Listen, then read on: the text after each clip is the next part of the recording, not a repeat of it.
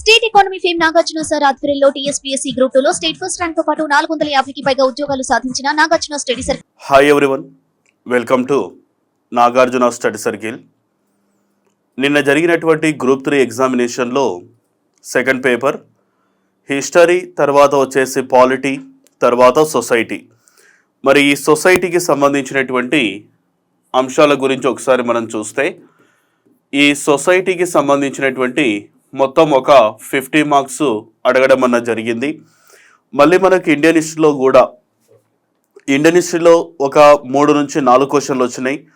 తర్వాత జిఎస్ పేపర్లో కూడా ఒక 5 to 10 మార్క్స్ వరకు అడగడం జరిగింది. ఓకే, వాటి గురించి ఒకసారి మనము ఎక్స్ప్లెనేషన్ చేసినట్లయితే, మరి క్వశ్చన్స్ ఏంటివి, వాటికి సంబంధించినటువంటి ఆన్సర్స్ ఏంటివి అనే దాని గురించి ఒకసారి మనం చూద్దాం.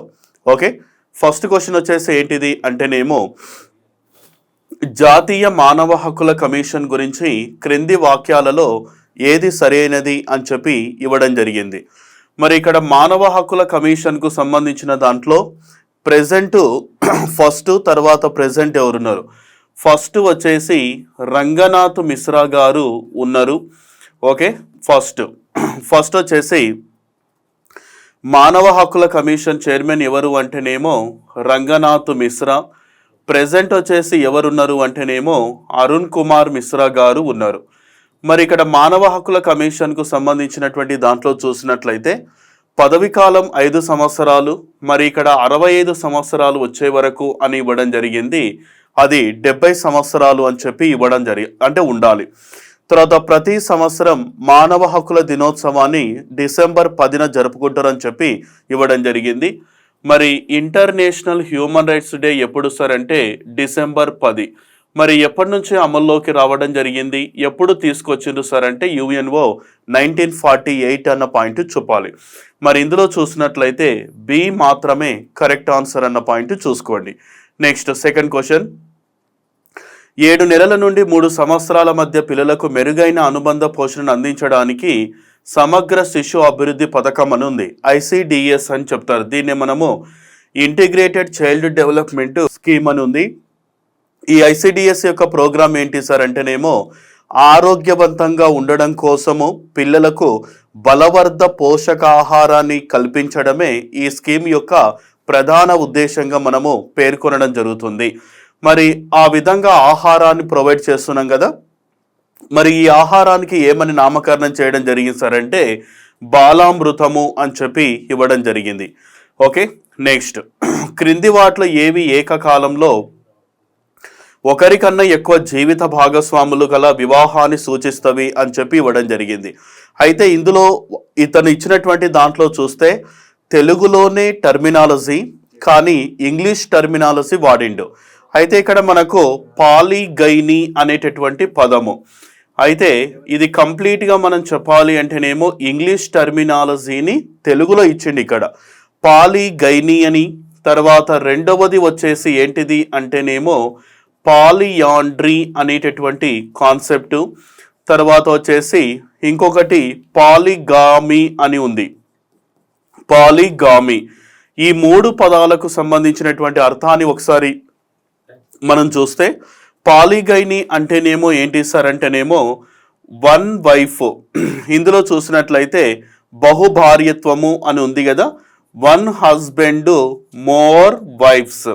ఓకే, మోర్ వైఫ్స్, దీనిని మనము పాలిగైనీ అని పిలుస్తారు. పాలియాండ్రీ అంటేనేమో 1 వైఫ్ మోర్ హస్బెండ్స్ అంటున్నాం.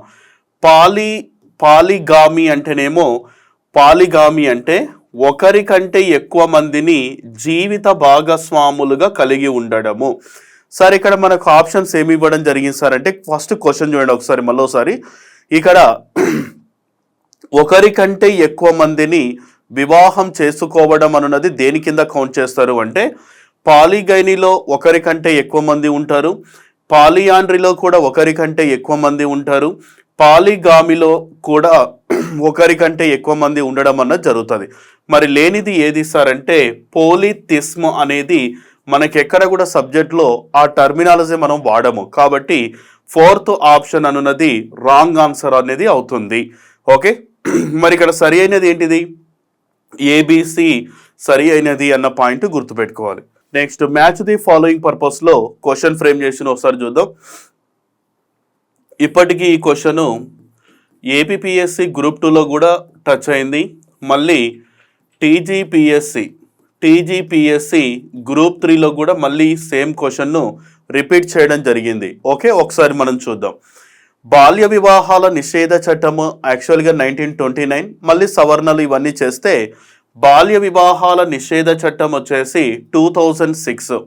అంటే ఏ వచ్చేసి 3 అంటున్నా. మరి ఏ 3 అనున్నది ఫస్ట్ ఆప్షన్గా మనకు రెండో ఆప్షన్ కరెక్ట్ ఆన్సర్ అవుతుంది. తర్వాత అనైతిక రవాణా అంటే ఇమ్మోరల్, ఇది వచ్చేసి ఎప్పుడు సార్ అంటేనేమో మనకు 1956. వరకట్న నిషేధ చట్టం వచ్చేసి 1961. తర్వాత వచ్చేసి పీసీ అండ్ పిఎన్డిటి చట్టము 1994. ఇందులో మనకు రెండు తెలిస్తే ఆన్సర్ చేయొచ్చు. ఒకటి బాల్య వివాహాల నిరోధ చట్టము 1929 లేదు కదా సార్ అంటే దాని సవరణ చట్టాలు అని చెప్పి మాడిఫికేషన్ చట్టాలనే గుర్తుండాలి. లేదు అంటే మనకి ఇక్కడ వరకట్న నిషేధ చట్టం ఉంది కదా, డౌరీ ప్రొహిబిషన్ యాక్ట్, ఆల్మోస్ట్ ప్రతి ఒక్కరికి కూడా ఇది తెలిసే ఉంటుంది. మనకు C4 ఎక్కడైతే ఉందో అదే మనకు ఆన్సర్ అవుతుంది. చాలా ఈజీ క్వశ్చన్ ఇది. ఒకటి వరకట్న నిషేధ చట్టం తెలిస్తే మనము ఆన్సర్ పెట్టవచ్చు అనమాట. నెక్స్ట్ తర్వాత ఈ క్రింది వాక్యాల్లో ఏది ఒప్పు అని చెప్పి ఇవ్వడం జరిగింది. స్వాతంత్రానికి పూర్వం ఇండియన్ సివిల్ లిబర్టీస్ యూనియన్ ఏర్పాటులో జవహర్లాల్ నెహ్రూ కీలక పాత్ర పోషించిండు. దీనిని 1946లో అని ఉంది కదా, దీనిని యాక్చువల్గా 1936లో దీనిని స్టార్ట్ చేయడం అన్నది జరిగింది. Okay, Indian civil liberties union అనేటటువంటి పదంతో పిలుస్తారు. మరి ఇందులో ఏ మాత్రమే కరెక్ట్ అనమాట.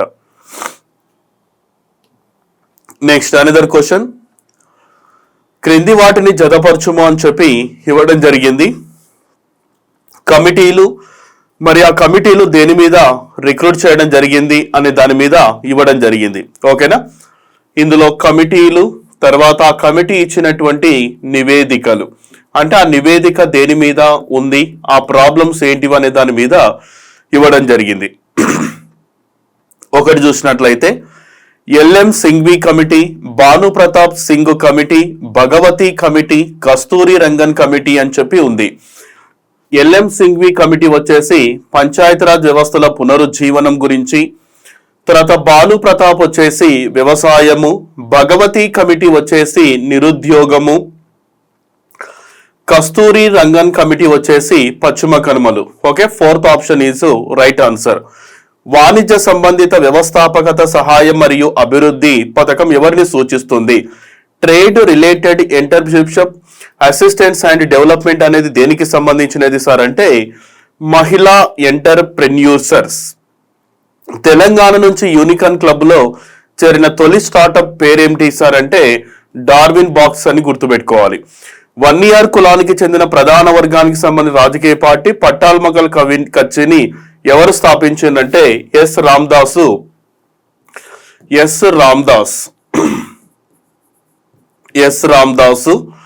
ఎప్పుడు సార్ అంటేనేమో 1939 జూలై 25వ తారీఖున ఈ యొక్క పార్టీని స్థాపించడం అన్నది జరిగింది. ఓకే, మక్కల్ కచ్చిని ఎవరు స్థాపించారు సార్ అంటే ఎస్ రామ్దాస్, తమిళనాడు.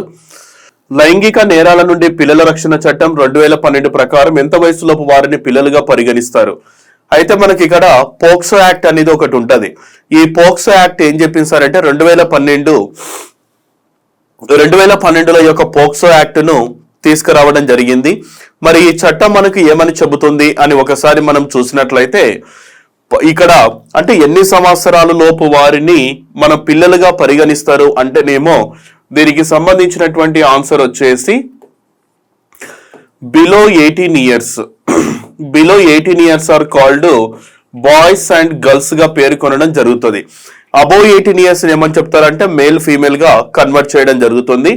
ఈ చట్టం కూడా ఎన్ని సంవత్సరాల లోపు వారిని ఈ విధంగా పేర్కొన్నారు సార్ అంటే బిలో 18 years అన్న పాయింట్ గుర్తుపెట్టుకోండి. ఈ క్రింది వాక్యాలను పరిగణించండి. భారత రాజ్యాంగం మహిళలకు సమాన హక్కులు కల్పించడమే కాకుండా వారికి అనుకూలంగా సానుకూల వివక్ష చర్యలను అనుసరించడానికి రాజ్యానికి అధికారం ఇస్తుంది. ఆర్టికల్ 14 రాజకీయ, ఆర్థిక మరియు సామాజిక రంగాలలో సమాన హక్కులు కల్పిస్తుంది మరియు అందిస్తుంది. అంటే ఆల్మోస్ట్ మనకి ఇక్కడ ఏం చెప్తుందంటే వారికి అనుకూలంగా సానుకూల వివక్ష చర్యలను అనుసరించడానికి రాజ్యానికి అధికారం ఇస్తుంది. అంటే వాళ్ళ మీద ఏమన్నా సరే ఇన్సిడెంట్ జరిగినా, వాళ్ళ మీద ఏమైనా డిస్క్రిమినేషన్ జరిగినా రాజ్యాంగానికి అధికారం అనేది ఉంటుంది. 14 ఏం చెప్తుందంటే all are equal before the law అనే పాయింట్ చెప్పొచ్చు. 1 మరియు 2 అంటే ఏ మరియు బి 2 కూడా కరెక్ట్ ఆన్సర్స్. క్రింది సామాజిక శాస్త్రవేత్తలు ఎవరు మండల్ కమిషన్ కు సలహాదారునిగా నియమించబడ్డారు అని చెప్పి ఇవ్వడం జరిగింది. అయితే ఇక్కడ మనకు ఈ క్వశ్చన్ కు కరెక్ట్ అయిన ఆన్సర్ అనేది మన దగ్గర దొరకలేదు. ఆల్మోస్ట్ ఆర్కే ముఖర్జీ అని చెప్పి కాన్సెప్ట్ ఇవ్వడం జరిగింది. ఇది ఒకసారి మనము తర్వాత చూద్దాం దీనికి సంబంధించింది. ఓకే, 112 క్వశ్చన్ కి ఆన్సర్ అనేది తర్వాత చెక్ చేసుకోండి. షెడ్యూల్డ్ తెగల కోసం తెలంగాణ ప్రభుత్వం ఏర్పాటు చేసిన కమిషన్ పేరు చెల్లప్ప కమిటీ. ఇది ఆల్మోస్ట్ మనకి ఎక్కడ సార్ అంటే 1990వ సంవత్సరంలో మన బుక్ లో గిరిజనుల తుడుం దెబ్బ ఉద్యమము అని చెప్పి క్లియర్ గా మనకు ఒకటి ఇవ్వడం జరుగుతుంది. గిరిజనుల తుడుం దెబ్బ ఉద్యమం అని ఉంటది. ఏంటివి సార్ అంటే తెలంగాణ రాష్ట్రంలో ఉండేటటువంటి వాల్మీకి లేదా బోయ, తెలంగాణ రాష్ట్రంలో ఉండేటటువంటి వాల్మీకి బోయలను ఎందులో చేర్చాలని, ఎస్టీలో చేర్చాలని, తర్వాత కైతి లంబాడీలు అని కూడా ఉంటారు. ఈ కైతి లంబాడీలు తెలంగాణలో మనకు పెద్దపల్లి ఆ ప్రాంతంలో ఒక 45,000 వరకు వీళ్ళ పాపులేషన్ ఉందని చెప్తుంది. ఈ కైతి లంబాడీలను ఎస్టీలో చేర్చాలని చెప్పి ఏ కమిటీకి రిపోర్ట్ సార్ అంటే ఇవ్వడం అంటే నియమించేసారంటే చెల్లప్ప కమిటీ. ఓకే, ఇది చాలా సార్లు మన క్లాస్ లో రిపీట్ చేసుకున్నటువంటి బిట్టు. ఒకవేళ వాళ్ళు చేసుకున్న అంటే ఒకవేళ ఎస్టీలోకి కన్వర్ట్ అయ్యిండ్రు అనుకుందాం, నిజమైన ఎస్టీలు మళ్ళీ ఏం చేస్తారు, ఉద్యమం అనేది చేపడతారు. బంధువుల మధ్య ఉండేటటువంటి మధ్య సంబంధాన్ని క్రింది వాళ్ళు ఏది నియంత్రిస్తుంది సార్ అంటే బంధుత్వ వ్యవస్థ అనేటటువంటి పాయింట్ చెప్పొచ్చు. ఈ యొక్క బంధుత్వ వ్యవస్థ గురించి చెప్పినటువంటి పర్సన్ ఎవరు సార్ అంటే ముర్డాక్. బంధువుల మధ్య ఉండేటటువంటి సంబంధాల గురించి తెలియజేయడమే బంధుత్వ వ్యవస్థ కింద పేర్కొనడం జరుగుతుంది. ఇతనే బంధుత్వానికి సంబంధించినటువంటి లక్షణాలు, బంధుత్వానికి సంబంధించినటువంటి విధి విధానాల మీద కూడా ఈయన చాలా చోట్ల పరిశోధనలు చేసిండు. తర్వాత తెలంగాణ ప్రభుత్వం అందిస్తున్న చేయూత పెన్షన్ పథకం ద్వారా లబ్ధి పొందేవారు అందరూ కూడా ఉంటారు. వితంతులు ఉన్నారు, వికలాంగులు ఉన్నారు, వృద్ధులు కూడా ఉన్నారు. అయితే ఇక్కడ ట్రాన్స్జెండర్స్ కూడా ఉన్నారా సార్ అంటే ట్రాన్స్జెండర్స్ ఇన్క్లూడ్ దేంట్లో ఉంటారు సార్ అంటే సింగిల్ ఉమెన్ అని చెప్పి ఒకటి ఉంది. అంటే ఒంటరి మహిళలు అని చెప్పి ఉంటది. ఈ ఒంటరి మహిళలు వీరు కూడా ఇన్క్లూడ్ అయి ఉంటారు కాబట్టి 4 కూడా గుర్తుపెట్టుకోవాలి. నెక్స్ట్ భారత క్రాంతి దళ వ్యవస్థాపకులు ఎవరు సార్ అంటే చరణ్ సింగ్. ఓకే, చరణ్ సింగ్ దీనిని స్టార్ట్ చేయడం జరిగింది. ఈ క్రింది ఉద్యమాలు కాలానుక్రమసారంగా పేర్కొనండి. ఇండిగో మూవ్మెంట్, బోడో ఉద్యమం, తెబాగా, తర్వాత మోఫ్లా ఉంది. ఇందులో ఫస్ట్ ఇండిగో మూవ్మెంట్ ఉంది కదా, ఇండిగో మూవ్మెంట్ 1859 to 1860. తర్వాత వచ్చేసి బోడో ఉద్యమము అని ఉంది కదా, బోడో ఉద్యమం చూస్తే 1987లో జరిగింది. తెబాగ్, ఓకే, తెబాగ్ చాయ్ మూవ్మెంట్ బెంగాల్ సంయుక్త రాష్ట్రాల్లో జరిగింది 1946 నుంచి 1947. మోప్లా తిరుగుబాటు చూసినట్లయితే మరి మోప్లా తిరుగుబాటు ఎప్పుడు సార్ అంటే 1921. ఇవన్నీ ఆర్డర్ గా రాసిన ఒక్కొక్కటి మనము సెట్ చేద్దాం. ఇండిగో మూవ్మెంట్ ఫస్ట్ జరిగింది. దాని తర్వాత నెక్స్ట్ వచ్చేసి ఏది అంటే మనకు మోఫ్లా తిరుగుబాటు 1859 తర్వాత వచ్చేసి ఏదంటే 1921. తర్వాత వచ్చేసి 3rd, తర్వాత వచ్చేసి 4th. అంటే 1432 అంటే ఆల్మోస్ట్ మనకు ఏ డి సి తర్వాత వచ్చేసి బి, ఏడిసిబి. ఎక్కడ ఉంది ADCB? Ego 4th option is right answer. Okay, అంటే ఇక్కడ మనకు ఈ కాన్సెప్ట్ తెలిసి ఉండాలి. ఈ కాన్సెప్ట్ అంటే ఏంటిదంటే ఆ మూమెంట్ ఎప్పుడు జరిగిందో ఇయర్స్ గుర్తుపెట్టుకుంటే సరిపోతుంది. ఇయర్స్ ద్వారానే క్వశ్చన్ ఫ్రేమ్ చేసిండు. ఇలాంటి క్వశ్చన్లే దాదాపుగా ఒక 4 క్వశ్చన్స్ అడిగిండు. అప్పుడు నెక్స్ట్ గ్రూప్ 2 కన్నా ఇలాంటి మూమెంట్స్ మీద కొంచెం బాగా కాన్సన్ట్రేట్ చేయండి. పట్టణ పునర్జీవనం మరియు పట్టణ పరివర్తన కోసం అటల్ మిషన్ గురించి ఈ క్రింది వాక్యాల్లో ఏవి సరైనవి అని చెప్పి ఇవ్వడం జరిగింది. నీటి యొక్క సర్క్యులర్ ఎకానమీ ద్వారా నగర నీటి భద్రతను నగరం మార్చడం ఈ మిషన్ లక్ష్యం. కరెక్టే.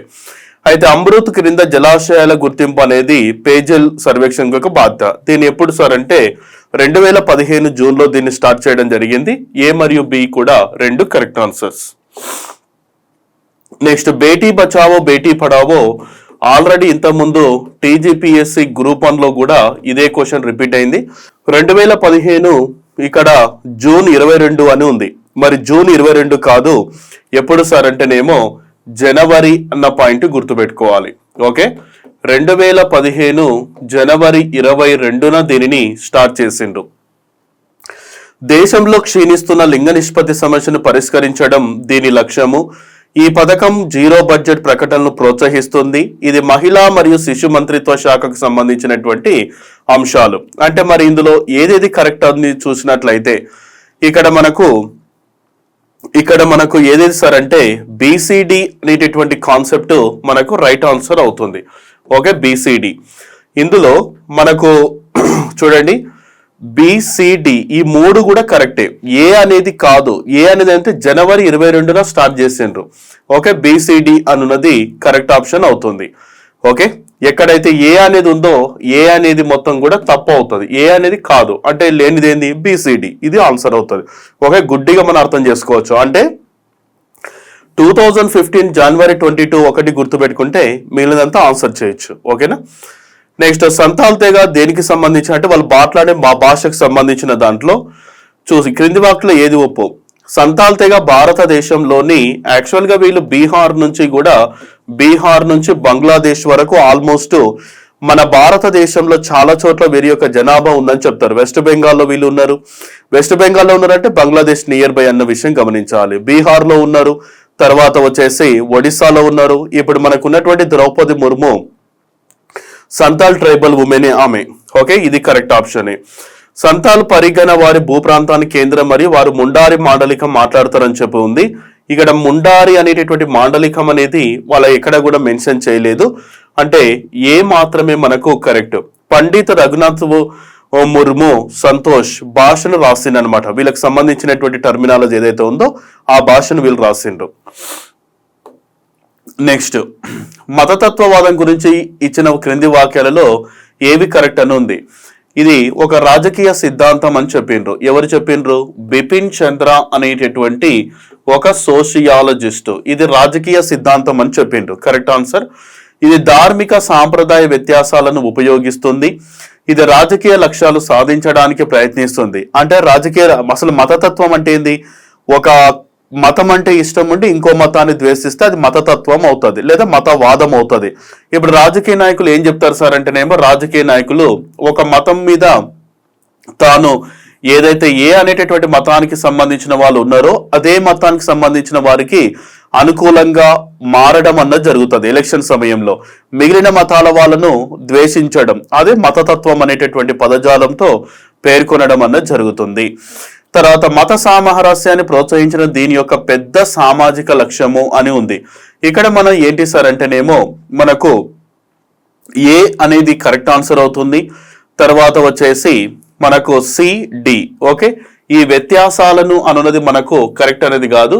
ఏసిడి మరియు correct answer. Okay, 4th option is right answer అన్న విషయం గమనించాలి. నెక్స్ట్ సత్యశోధక్ సమాజ్ దీనిని స్థాపించింది ఎవరు సార్ అంటేనేమో మహాత్మా జ్యోతి బాపులే. మరి ఇతను ఎప్పుడు స్థాపించింది సార్ అంటే 1873లో స్థాపించిండు. మరి ఈడేమిచ్చిండు 1853 అని ఇచ్చిండు. బట్ రాంగ్ అవుతుంది. ఫస్ట్ ఆప్షన్ రాంగ్ అవుతుంది. ఇది ఒకే దేవుడు అనే సూత్రాన్ని అనుసరించింది. అంటే ఇక్కడ మనకు ఎస్ఎన్డిపి కూడా చెప్పొచ్చు. ఎస్ఎన్డిపిలో కూడా ఒకే దేవుడు, ఒకే కులము, ఒకే మతం అని చెప్పింది. ఇక్కడ కూడా ఒకే దేవుడు అనే పదాన్ని వాడిండ్రు. అంటే బి మాత్రమే రైట్ ఆన్సర్.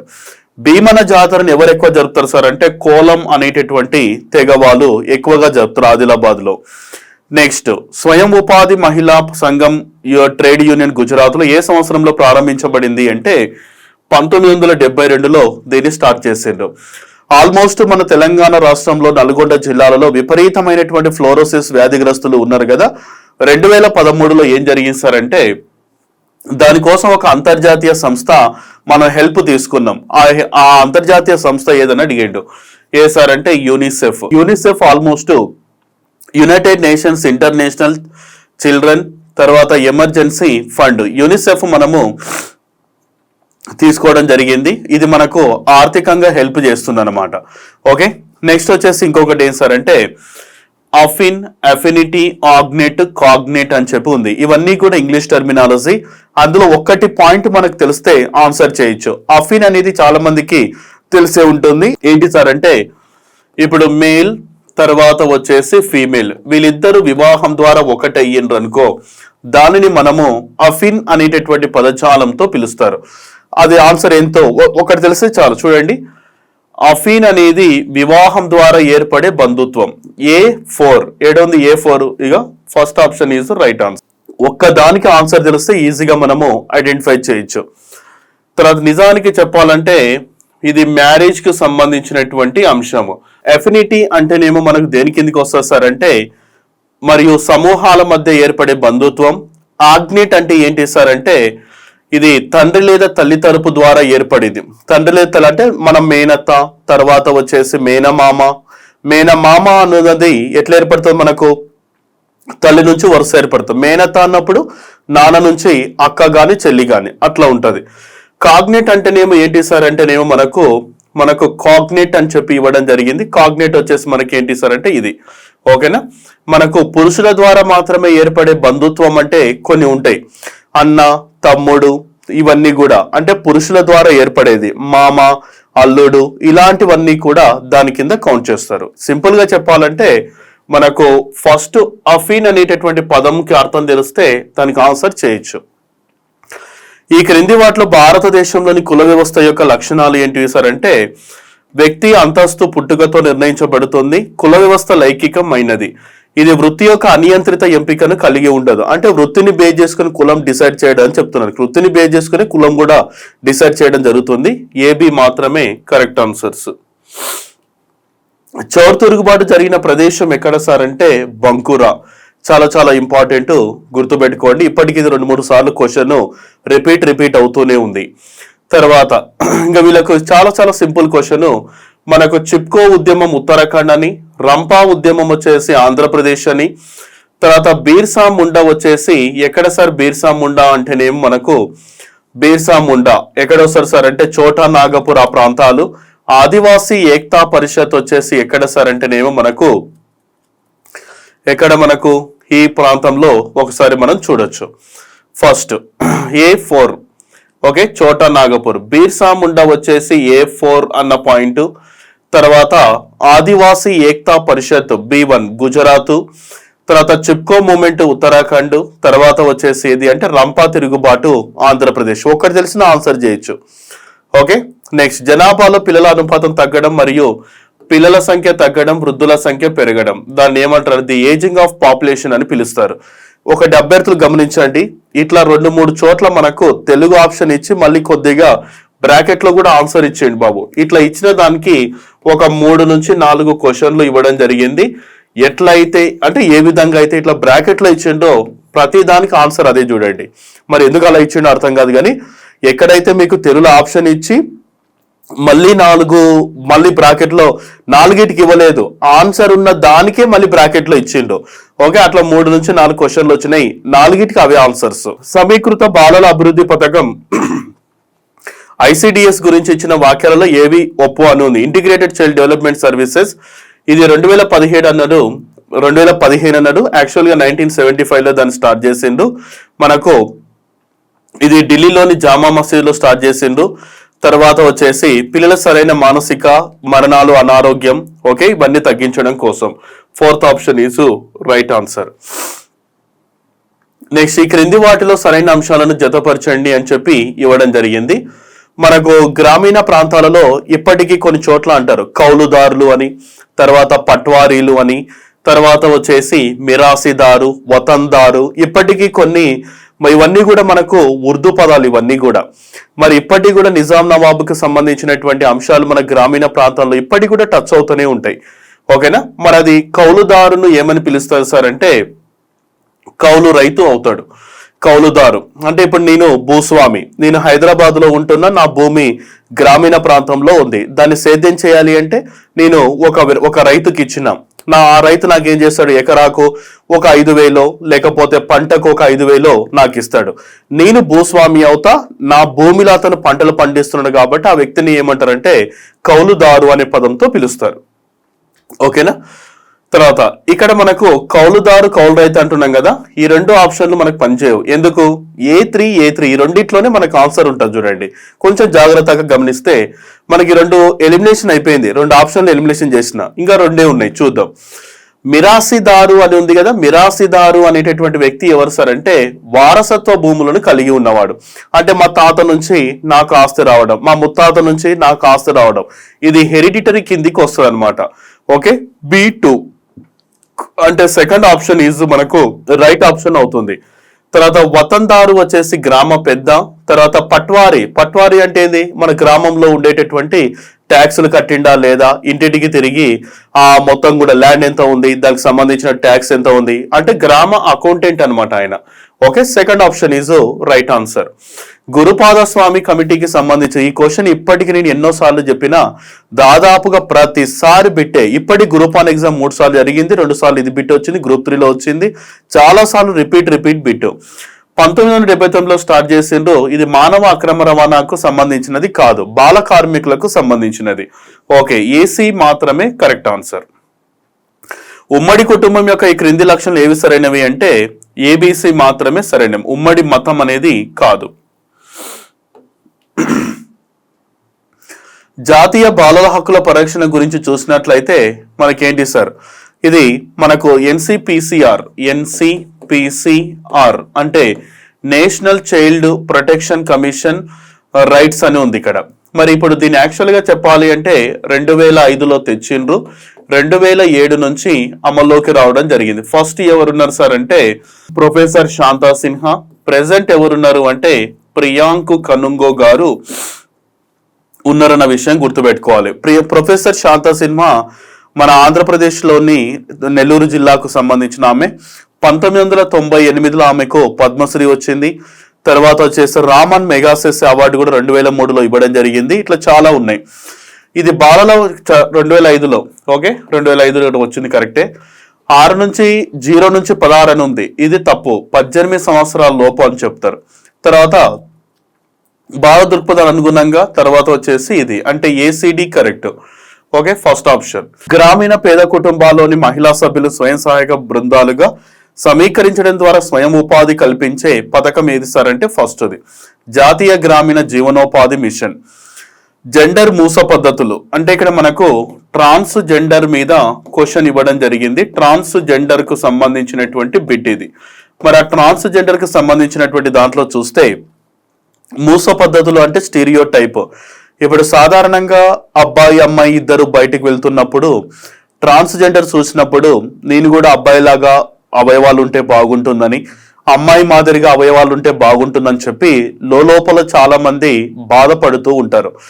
ఎవరైతే 80% అమ్మాయి లక్షణాలు 20% అబ్బాయి లక్షణాలు ఉన్నాయో దేశంలోనే మొట్టమొదటిసారిగా కేరళ గవర్నమెంట్ హాస్పిటల్లో ఆల్మోస్ట్ వాళ్ళు మార్పిడి చేసుకోవచ్చు అని కూడా ఒక చట్టం చేసింది. ఇప్పుడు దేశమంతా ఉందనుకోండి. ఇప్పుడు ట్రాన్స్జెండర్ కి సంబంధించిన దాంట్లో స్త్రీల యొక్క ఏకపక్ష మరియు అతిశయోక్తి చిత్రాలు దానికి సంబంధించింది వస్తుంది. పురుషులు స్త్రీలపై మూస పద్ధతి రూపొందించడం పిల్లల యొక్క సాంఘీకరణ ప్రక్రియలో భాగమవుతారు. అంటే వాళ్ళని కూడా సొసైటీలోకి భాగస్వాములుగా చేస్తూ వాళ్ళని కూడా మనలో కలుపుకొని పోవడం. రీసెంట్ గా మనకు రేవంత్ రెడ్డి గారు కూడా ఎవరైతే ట్రాన్స్జెండర్లు ఉన్నో వాళ్ళని ట్రాఫిక్ పోలీసులుగా రిక్రూట్ చేస్తానని చెప్పడము, ఇలాంటివన్నీ కూడా వాళ్ళలో మార్పు కొరకు అని చెప్తారు. A మరియు B రెండు రైట్ ఆన్సర్స్. ఏ మతంలో పంజు పియరస్ మనకు సిక్కుల్లో కనిపిస్తుంది అంటే 5 కేస్ ఉంటాయి కదా, 5 కేస్ అంటారు దీన్ని. ఓకే, కేశ, కంగ, కచ్చ, కడ, కిర్పానా అని ఉంటాయి కదా, వీటిని పంజు పియరస్ అనేటటువంటి పదంతో పిలుస్తారు. మనకు కల్సా అనేటటువంటి పద్ధతి కూడా దీనికి సంబంధించినదే అన్న విషయం గమనించాలి. లాస్ట్ 10th గురువు అయినటువంటి గురు గోబింద్ సింగ్ దీనిని ఇంట్రడ్యూస్ చేయడం జరిగింది. నెక్స్ట్, హెరేకా ఉద్యమం గురించి క్రింది వాక్యాలలో ఏవి సరైనవి అని చెప్పి ఇవ్వడం జరిగింది. హెరేకా ఉద్యమం పూర్వీకుల ఆచరణ ఉద్భవించిన మత సంస్కరణ ఉద్యమం. బ్రిటిష్ వలసవాదానికి వ్యతిరేకంగా ఈశాన్య ప్రాంతంలోని జమీ ప్రజలు ఈ ఉద్యమానికి నాయకత్వం వహించిండు అని ఉంది. అయితే ఇక్కడ కరెక్ట్ గా చెప్పాలి అంటే ఫస్ట్ ఇది మాత్రం కరెక్ట్. ఇక్కడ జమీ ప్రజలు అనేది కాదు, హైపో జడాంగ్ అనేటటువంటి వ్యక్తి నేతృత్వంలో ఈ యొక్క మూమెంట్ అనేది జరిగింది 1927లో. అంటే మనకు ఏది కరెక్ట్ సార్ అంటే ఏ మాత్రమే కరెక్ట్ ఆన్సర్. 2016 వరకు వెనుకబడిన తరగతుల జాతీయకం ఎన్నిసార్లు పునర్నిర్మించబడింది సార్ అంటే 7 సార్లు పునర్నిర్మించడం జరిగింది. 2018లో చూసినట్లయితే చట్టబద్ధత వచ్చింది. వృద్ధులపై జాతీయ విధానం గురించి కింద ఇచ్చిన దాంట్లో 2000 సంవత్సరంలోనే ఉంది. ఇక్కడ యాక్చువల్ గా దీనిని 1999లో స్టార్ట్ చేసిండు. తర్వాత వచ్చేసి వారికి ఆరోగ్యము, తర్వాత భద్రత, రక్షణ, ఆశ్రయం, ఇది కరెక్టే. సీనియర్ సిటిజన్ కు సంబంధించినటువంటి అన్ని శాఖలకు కూడా అనేక రకాల పథకాలు అందిస్తాయి, బి మరియు సి.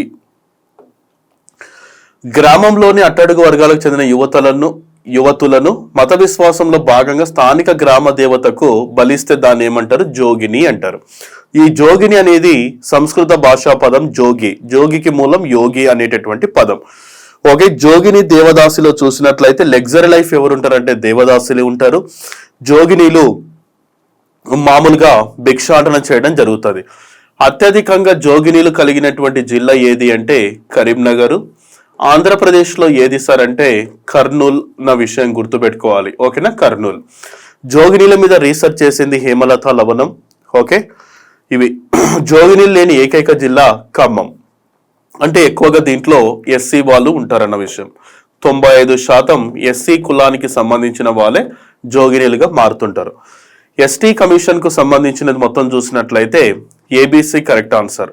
ఎందుకు సార్ అంటే దీని యొక్క పదవి కాలం 5 సంవత్సరాలు ఉండదు, 3 సంవత్సరాలు మాత్రమే ఉంటుంది. తర్వాత మహిళా రచయితలు, వారి యొక్క రచన పేరు గురించి చూద్దాం. ఇందులో మనకు ఏంటి అన్న దాని గురించి చూద్దాం. రూపకాన్పేట రత్నమ్మ అనేటటువంటి ఆవిడ బాలబోధ అనేటటువంటి రచన చేసింది. ఎల్లాప్రగడ సీతాకుమారి చూసినట్లయితే ఈమె యొక్క రచన ఉజ్వల నారి. ఇల్లెందుల సరస్వతి గారు చూసినట్లయితే ఏ సార్ అంటే స్వర్ణ కమలాలు. పాకాల యశోదారెడ్డి చూసినట్లయితే చిరుగజ్జలు. అయితే ఈ చిరుగజ్జలు అనేది పాకాల యశోదారెడ్డి ఆమె సొంతంగా రాయలేదు, అంటే ఒకరి సహకారంతో రాసింది. 2 వ్యక్తులు, ఆల్వారు స్వామి తర్వాత వచ్చేసి సింగిరెడ్డి నారాయణ రెడ్డి, ఇద్దరు కూడా కలిసి రాసిండనమాట. Third option is right answer. అఘోర్నా చట్టోపాధ్యాయకు సంబంధించి క్రింది వాక్యలు ఏది ఒప్పు? హైదరాబాద్ నిజాం కాలేజీ ఈయన ప్రిన్సిపల్. ఈయన యొక్క పెద్ద కూతురే సరోజిని నాయుడు. ఓకే, బాల్య వివాహం రద్దు చేయాలని కూడా ఈయన కోరిండు. బాల్య వివాహాల గురించి మాత్రం ఇక్కడ చెప్పలేదు. తన ఆలోచనలు మరియు కార్యకలాపాల వ్యాప్తి కోసం యంగ్ మెన్ అనేటటువంటి దాన్ని తీసుకురావడం జరిగింది. ఇది కూడా ఒకసారి క్వశ్చన్ కరెక్ట్ గా చూసుకోండి. ఆన్సర్ అనేది బి మాత్రమే కరెక్ట్ అవుతుంది. యాక్చువల్గా అయితే ఈయన బాల్య వివాహాలు, వితంతు పునర్వివాహాల గురించి ఎక్కడ మనకు మాట్లాడలేదు. బాల్య వివాహాలు, వితంతు పునర్వివాహాలు అన్నప్పుడు మనకు ఈశ్వరచంద్ర విద్యాసాగర్ గారు మనకు దొరుకుతారు. ఒకవేళ బాల్య వివాహాలు అంటేనేమో మనకి ఇంకెవరు వస్తారు సార్ అంటే రాజా రామ్మోహన్ రాయ్ గురించి కూడా మనం చెప్పుకోవచ్చు. కానీ ఇది మాత్రం correct. Young men's improvement society అనున్నది చాలా వరకు కరెక్ట్. సరోజిని నాయుడు పెద్ద కుమార్తె ఈయనకు. ఓకే, నిజాం కాలేజ్ ప్రిన్సిపల్ ఈయన. మొత్తం కూడా నిజాం కళాశాలగా కూడా పేరు మార్చిన ఈయనను అఘోర్నాథ్ అనేటటువంటి పదాలతో కూడా పిలుస్తారు ఈయనను. మైనారిటీ కమ్యూనిటీ కోసం విద్యాభివృద్ధి ప్రాజెక్టు అమలు చేయని తెలంగాణ ప్రభుత్వం ఏది నోడల్ ఏజెన్సీగా వాడించారంటే ఉస్మానియా యూనివర్సిటీ. చాలా మంది మౌలానా ఆజాద్ నేషనల్ ఉర్దూ యూనివర్సిటీ అన్నారు, చాలా వరకు తప్పది. ఉస్మానియా యూనివర్సిటీ నోడల్ ఏజెన్సీగా ఉంది. భారతదేశంలో సంస్కృతీకరణ మీన్స్ సాంస్క్రిటైజేషన్ అనే పదాలతో పిలుస్తారు. తక్కువ కులానికి చెందిన సభ్యులు తమ పద్ధతులు మరియు ఆచార సమిష్టిగా మార్చుకునే ప్రక్రియని సూచిస్తుంది. ఈ ప్రక్రియలో భాగంగా తక్కువ కులానికి చెందిన సభ్యులు ఉన్నత కులం యొక్క జీవన విధానం సమిష్టిగా అనుకరిస్తారు అన్నది మాత్రం కరెక్ట్ కాదు. ఎందుకంటే ఇప్పుడు పల్లీల ఉద్యమము ఉంది. ఇది ఎక్కడ జరిగింది సార్ అంటే తమిళనాడులో. వీళ్ళందరూ కూడా సమిష్టిగా చేసిండ్రు. కానీ ఇప్పుడు ప్రతి కులంలో మేము ఉన్నత వర్గం వారిగా ఉండాలనుకోవడం చాలా వరకు తప్పు అవుతుంది. కొందరు పోవచ్చు, కొందరు పోకపోవచ్చు. కాబట్టి ఇక్కడ మనకి ఏమంటుందంటే తక్కువ కులానికి చెందిన సభ్యులు ఉన్నత కులం యొక్క జీవన విధానాలు సమిష్టిగా అనుకరిస్తారు అని ఉంది. అంటే అందరూ అనుకరించడం అనేది చాలా వరకు రాంగ్ అవుతుంది. సంస్కృతీకరణ ద్వారా తక్కువ కులానికి చెందిన సభ్యులు కుల వ్యవస్థను సమిష్టిగా బయటకు రావడానికి